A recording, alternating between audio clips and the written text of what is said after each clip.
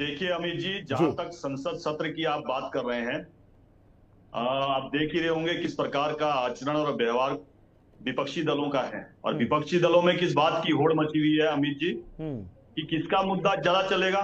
हम्म आप देख रहे हैं संसद का कितना महत्वपूर्ण समय है। हम्म देश की आवाज जहां से पठार से लेके पहाड़ तक पहुंचती है, उस हम्म महत्वपूर्ण समय का किस प्रकार से हनन किया जा रहा है। हम्म और यही नहीं, इतने गंभीर गंभीर आरोप लगाए गए हैं और भारतीय जनता पार्टी ने प्रत्येक मुद्दे पे बात करने के लिए भी कहा है। किसी भी मुद्दे पे, चाहे राज्यसभा में 267 के अंतर्गत बात करनी हो, चाहे लोकसभा में बात करनी हो, हम्म संसद के अंदर किस प्रकार का रोज भंग करनी पड़ रही है, चाहे राज्यसभा हो चाहे लोकसभा हो।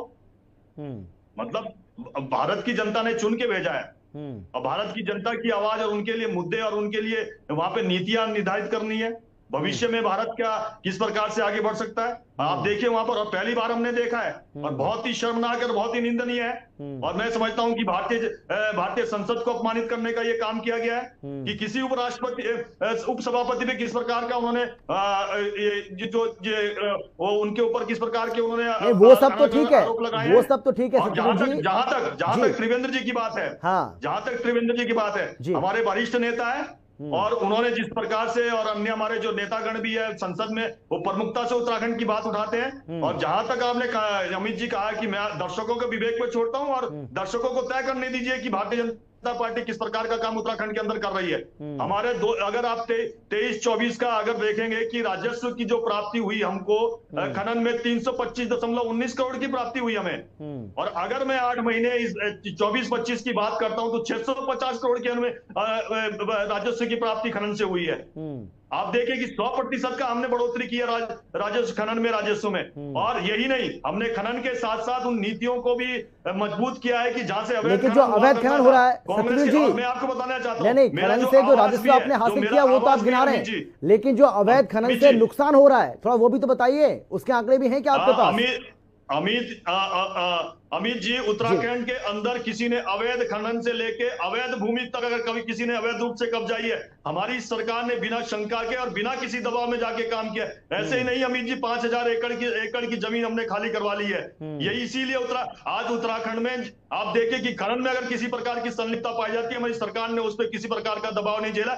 उनके ट्रकों से लेके उनके पट्टों तक सीज किया है। एक उदाहरण कांग्रेस के प्रवक्ता यहाँ बैठे हैं, बड़े सम्मान के साथ पूछने चाहता हूँ कि एक ऐसी इन्होंने कार्रवाई की हो। उस समय तो नारे लगा करते थे, लकड़ी लीसा बजरी चोर के, उस समय जो हरीश रावत थे। और मेरा जो आवाज भी है विकास नगर में और यमुना किनारे पे है, ये वहां पे चलना दुश्वार हो गया था जब कांग्रेस की सरकार थी। आज देख लीजिए कितना प्रतिकूल माहौल वहां पर है। ठीक है सर, बाकी मेहमानों को भी चर्चा में शामिल करने के समय आता हूं आपके पास। बढ़ोतरी करी है इसमें। ठीक है, मैं लौटूंगा आपके पास। अमित जी, पहले मैं गिरधर जी ने एक महत्वपूर्ण प्रश्न यहाँ पे उठाया तो मैं बताना चाहता हूँ। हमारी सरकार ने ही खनन नीति को मजबूत बनाने के लिए ई रवाना पोर्टल बनाया। बिल्कुल। और वो मुख्यालय से संचालित होता है और इससे निगरानी की जाती है। अगर हमारे में किसी प्रकार की अगर मंशा ना होती तो ई रवाना पोर्टल मुख्यालय स्तर पर नहीं बनता। एक महत्वपूर्ण बात मैं आपको बताना चाहता हूँ। जहां तक गिरधर जी ने एक और बात बताई कि भाई अगर राजस्व के हमारे दो मुख्य स्रोत है, एक हमारा पर्यटन, एक धार्मिक पर्यटन है, एक सामान्य पर्यटन है, और एक बताया इन्होंने राजस्व का दूसरा स्रोत है खनन। तो मैं आपको बताना चाहता हूँ अमित जी, जैसा कि मैंने अपने पहले वक्तव्य में बताया कि भाई 2023-24 में जो हमारा राजस्व की प्राप्ति थी 325.19 करोड़ की थी। और जो इस समय वर्तमान में 2024-25 का जो राजस्व की जो बढ़ोतरी हमारी 650 करोड़ रुपए है। आप देखिए कि अगर हमारे नीतियों में मजबूती ना होती, अगर हम अवैध को बढ़ावा देते तो राजस्व कैसे बढ़ता? हमारे 100% हमारा नहीं बढ़ता। ठीक है सर। और जहां तक अवैध की बात, अवैध तब घोषित होता है अमित जी, जब इस प्रकार के नारे नेताओं से नहीं, जब इस प्रकार के नारे जनता की आवाज बन जाए और जनता के मुख पे आ जाए इस प्रकार के नारे। जब हरीश रावत की सरकार थी हमने नारे नहीं लगाए, उस समय जो नारे लगते थे जनता की आवाज थी वो। ठीक है, पीसी साहब जल्दी से आखिरी कमेंट आपका। पीसी साहब जल्दी